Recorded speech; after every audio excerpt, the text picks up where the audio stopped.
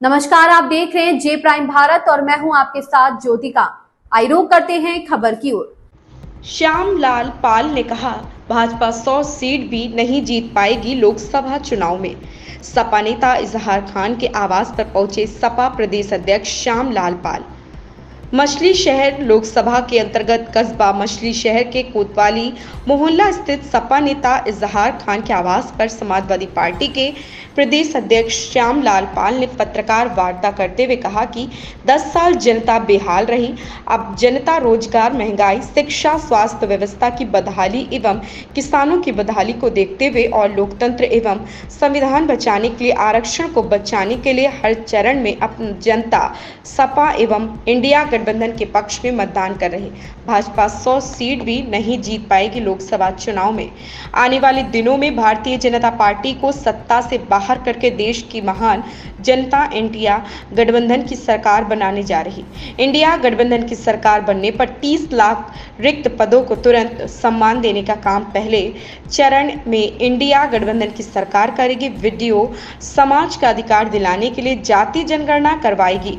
किसानों की आय दोगुनी करने के लिए प्रभावी कार्रवाई करेगी। इस मौके पर इश्तियाक खान, राशिद खान, शमशुल इस्लाम, सैफुल इस्लाम, कौसर रब्बानी, डॉक्टर अमर बहादुर यादव, इफ्तिखार खान, मेहताब खान, अजहद सिद्दीकी, सूर्यभान यादव, जियाउद्दीन अंसारी, लीम खान, समीर हाशमी, शरीफ सभासद आदि सहित इंडिया गठबंधन के कार्यकर्ता एवं नेता उपस्थित रहे। जौनपुर से नियामत कुरैशी, ब्यूरो रिपोर्ट। की जो है जो लहर चल रही है, कल आज जो है फूलपुर और इलाहाबाद में भी जो देखने को मिला है इतनी भीड़ जनता की, इस पर आप क्या कहेंगे? कितनी सीट आएगी आपके उत्तर प्रदेश में?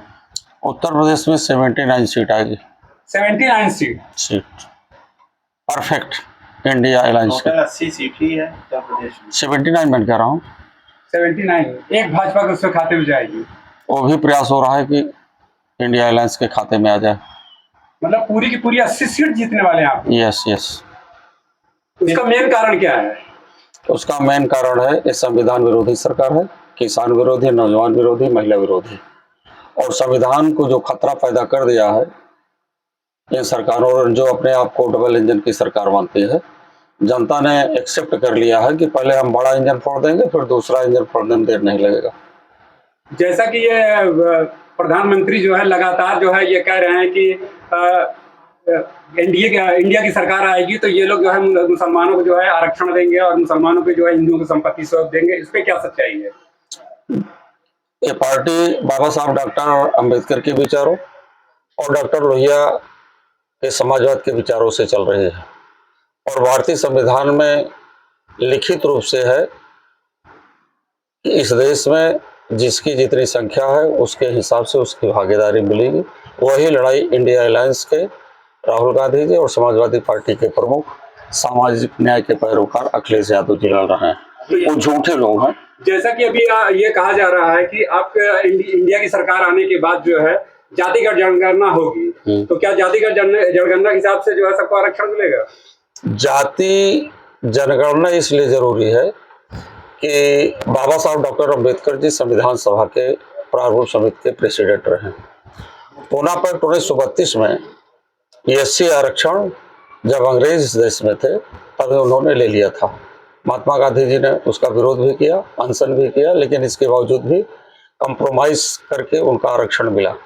और संविधान सभा में 1946 और 49 के बीच में तमाम बैठकें हुई संविधान सभा की, और उसमें बाबा साहब ने संविधान सभा के सामने कमेटी के लोगों से कहा कि इस देश में कुछ ऐसी कौमें हैं न तो वो अगड़ी हैं और न तो एससी हैं, वो मिडिल क्लास की जातियां हैं, उनको भी आरक्षण चाहिए। और आरक्षण इसलिए जरूरी है उनके लिए क्योंकि वो शैक्षिक रूप से, सामाजिक रूप से और आर्थिक रूप से कमजोर है।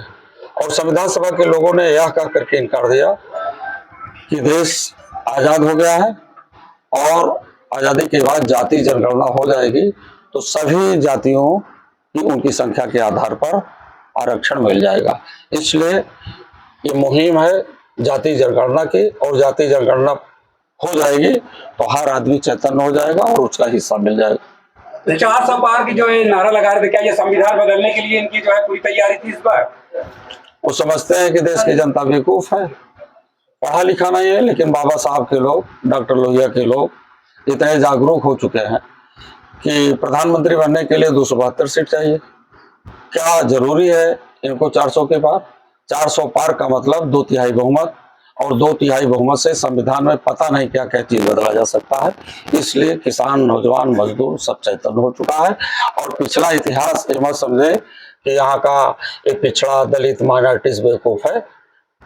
अब बेवकूफ बनाने का चक्कर छोड़ दे। अब देश की जनता 10 साल शासन इनकी चलवा दिया है, इनके झांसे में आ गया था, लेकिन अब इनके झांसे में आने वाला नहीं है। 4 जून को जो इंडिया की गठबंधन सरकार बन रही है 100%। पूरे भारत में जो है भाजपा की कितनी सीट आएगी? 100 के नीचे आएगी। गठबंधन 100 के नीचे आएगी। 100 के नीचे? 100 के नीचे। डबल डिजिट में रहेंगे, 3 डिजिट में नहीं आएगी। देश की जनता बड़ा इंजन भ्रष्ट करने जा रही है, और छोटा इंजन भ्रष्ट करने में देर नहीं लगेगा। 100 के नीचे इनकी सीटें रहेंगी। ओके सर, हमारे चैनल से बात करेंगे अपने को। Thank you. इस खबर में बस इतना ही। बने रहिए जे प्राइम भारत के साथ।